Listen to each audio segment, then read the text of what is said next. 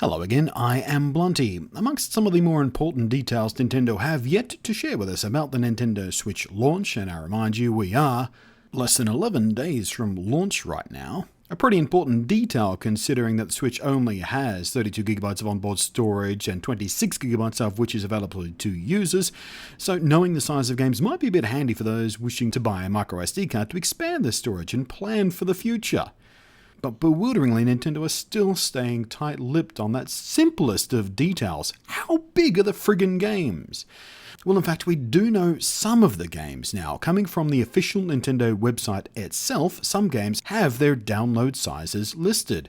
I mean, we already know Legend of Zelda Breath of the Wild is 13.4GB. That has already been officially confirmed for a little while now. But now we also have details of a few other games. Dragon Quest Heroes 1 and 2, for example, will greedily gobble up 32GB of space, which, you may note, is more free space than any Nintendo Switch has available right out of the box. It comes with 32GB, sure, but a big chunk of that is taken up by the operating system itself, leaving users with just 26GB of free space addressable to them. Which means, of course, it is impossible to buy Dragon Quest Heroes 1 and 2 digitally without spending money upgrading your storage space with a microSD card. Super Bomberman and ARMS are both listed as having download sizes TBD, which is odd considering this is hardly an unknown at this point. The cards themselves are already out there. They know precisely how big these games are going to be. Why won't they tell us? Who knows? Nobunga's Ambition, a game I believe is Japanese only right now, is 5GB, just for reference, which seems to be on average the higher side of things if you ignore the outlier of Dragon's Quest. I Am Setsuna sips gracefully at a mere 1.4GB of your storage space. Puyo Puyo Tetris only a little less than that at just under 1.1GB. And Disgaea 5 comes in at 5.9GB. So we start to see a rough pattern emerging. Games are somewhere between sort of just over a gigabyte and just under 6GB, with a few games being significantly larger than that.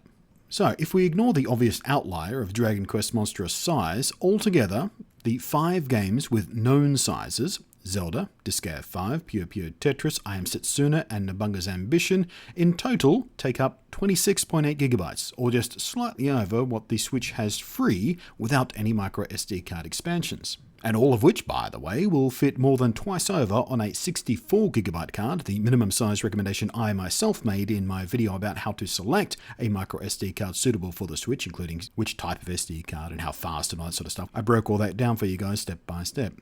And as I said then, if you're planning to go completely download only, you want a microSD card as big as possible, of course, likely a 256GB card, the largest capacity microSD card you will find commonly these days. But for the average person, with a mix of downloaded content and game cartridges, it seems 64GB was indeed a pretty sensible recommendation. It'll easily hold several full-size games, even the big ones, and have plenty of room to spare for other stuff like Virtual Console games. Again, even if we do get GameCube games, which themselves topped out at the 1.5GB capacity of a GameCube disc.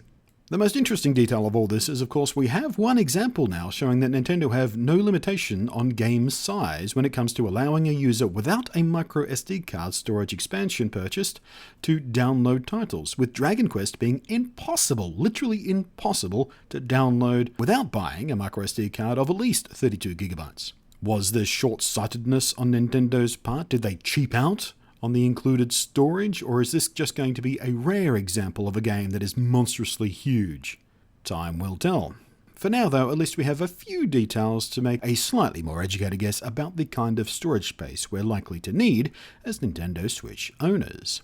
Thanks for watching, I am Blunty, and I'll catch you next time.